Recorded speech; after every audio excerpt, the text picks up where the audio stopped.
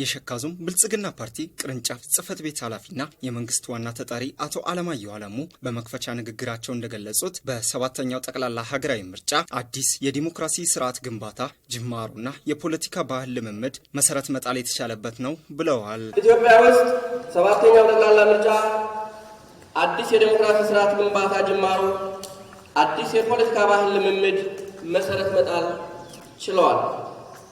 ኢትዮጵያ ውስጥ ነፃ፣ ሰላማዊ፣ ዴሞክራሲያዊ፣ ፍትሃዊና በሁሉም ዘንድ ተአማኒነት ያለው ምርጫ ማካሄድ ትልቅ የታሪክ ምዕራፍ ነው።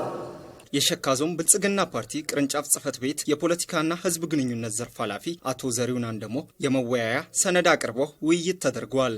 በውይይት መድረኩ ላይ የተገኙት የደቡብ ምዕራብ ኢትዮጵያ ህዝቦች ክልል የመንግስት ኮሚኒኬሽን ቢሮ ኃላፊ አቶ የሺዋስ አለሙ በበኩላቸው ሰባተኛው ጠቅላላ ሀገራዊ ምርጫ አካታችነት የታየበት መሆኑን ጠቁመዋል። በአጠቃላይ በዲሞክራሲ ካልቸር የትኛውም ሀገር ኤክስፒሪየንስ ያላረገው ብልጽግና ፍላጎቱን ገድቦ ለአካታችነት ለአማራጭ ድምጽ ቦታ ሰጥቶ እጅግ በጣም በተሳካ የጸጥታ ስራ እንደገና የአፍሪካ ህብረትም ኢጋድን ባረጋገጠው ምርጫ ኢትዮጵያን ከወትሮ በተለየ ሁኔታ ለምርጫ ከደረሰው ህዝብ በአመዛኙ ብዙ የሆነ 50 ሚሊዮን ፕላስ ህዝብ ወጥቶ እንደ ዞናችንም ከተመዘገበው 84% አካባቢ ወጥቶ የመረጠበት ድምጹን የሰጠበት ለዚህም ሁሉም ሰው ከጠዋቱ 11 ተኩል ጀምሮ የተሰለፈበት ስለሆነ ትርጉሙ ጠቅለል ብሎ ሲታሰብ ኢትዮጵያ አሸንፋለች ወደሚለው ድምዳሜ ያደርሰዋል ማለት ነው። በሌላ በኩል ለተፎካካሪ የፖለቲካ ፓርቲዎች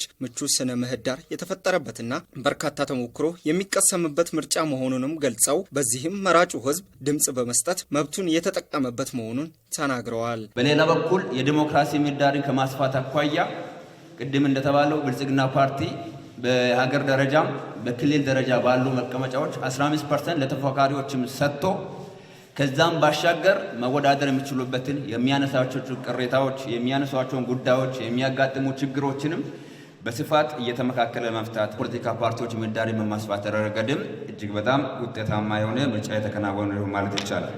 የውይይቱ ተሳታፊዎች በበኩላቸው ተፎካካሪ ፓርቲዎች ሀሳባቸውን በነጻነት እንዲሸጡ መደረጉንና ቅንጅታዊ አሰራር መኖሩ ምርጫው ፍትሃዊ፣ ዲሞክራሲያዊና ተአማኒነት ያለው እንዲሆን አድርጎታል ብለዋል።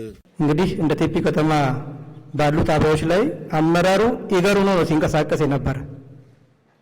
እኔ ሳላመሰግን ማላልፈው የክልል አመራሮችን በየመንደሩ ሲዞሩ ነበር። ቴፒ ከተማ ላይ በየመንደሩ የተለያዩ ስትራቴጂዎችን ሲነድፉ ነበር። ምናልባት ለውጤቱ አስተዋጽኦ ያበረከተው እሱ ነው ብዬ ነው የምወስደው። እኛን ለመደገፍ የሚመጡ የክልል አመራሮች የዞን አመራሮችም ከተማውን በሚመጥን ደረጃ በየጊዜው ሂደቶችን ይገመግሙ ነበረ፣ ይከታተሉ ነበረ። በተለይም የምርጫ 1 ሳምንት 2 ሳምንት በቀረበት ሰዓት የነደፍናቸው ስትራቴጂዎች እጅግ ውጤታማ ነበሩ።